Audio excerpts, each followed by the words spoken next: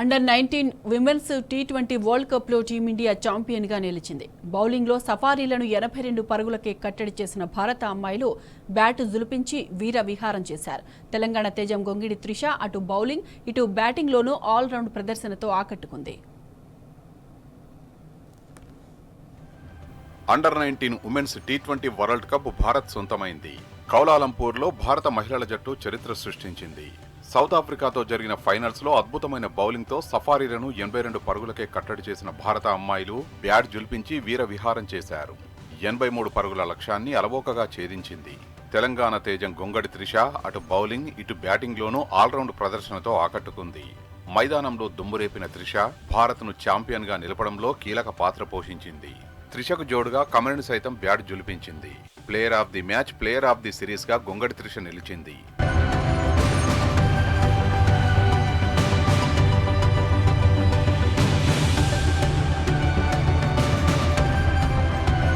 ఫైనల్లో south Africa జట్టు తడబడింది.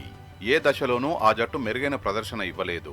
గొంగడి Trisha, Vaishnavi Sharma bowling దాడికి దక్షిణాఫ్రికా మహిళల జట్టు చాప చుట్టేసింది. ఆ జట్టులో వాన్పూర స్టోక్కరే 23 పరుగులు చేసింది. మిగతా అంతా సింగిల్ డిజిట్కే పరిమితమయ్యారు. త్రిష 3 వికెట్లు తీసి సౌత్ ఆఫ్రికా జట్టు నడ్డివిరిచారు. వైష్ణవి శర్మ, ఆయుషి శుక్లా, పరుణిక తలో 2 వికెట్లు తీశారు. షబ్నం 1 వికెట్ తీశారు. నిర్ణీత 20 ఓవర్లలో సౌత్ ఆఫ్రికా 10 వికెట్లు కోల్పోయి 82 పరుగులు మాత్రమే చేసింది.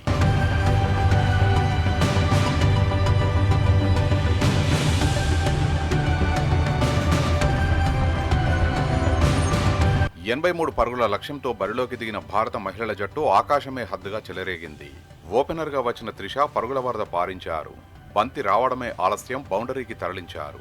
33 బంతుల్లో 44 రన్స్ చేసి జట్టు విజయంలో కీలక పాత్ర పోషించారు. ఇందులో 8 ఫోర్లు ఉన్నాయి.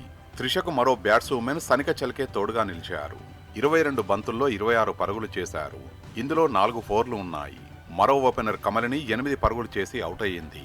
దీంతో భారత మహిళల జట్టు 11.2 ఓవర్లలో టార్గెట్ ఛేదించి అండర్-19 వరల్డ్ కప్ ను ముద్దాడింది.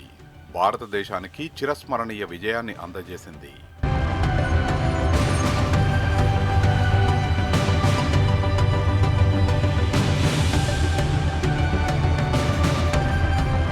టీమిండియా ఉమెన్స్ జట్టుకు బీఆర్ఎస్ వర్కింగ్ ప్రెసిడెంట్ కేటీఆర్ అభినందనలు తెలిపారు. ఇది చారిత్రాత్మక విజయమని కొనియాడారు. తెలంగాణ అమ్మాయి గొంగడి త్రిష అద్భుతంగా రాణించిందని ప్రశంసించారు. మరోవైపు టీమిండియా జట్టుకు ఎమ్మెల్యే హరీష్ రావు శుభాకాంక్షలు తెలిపారు.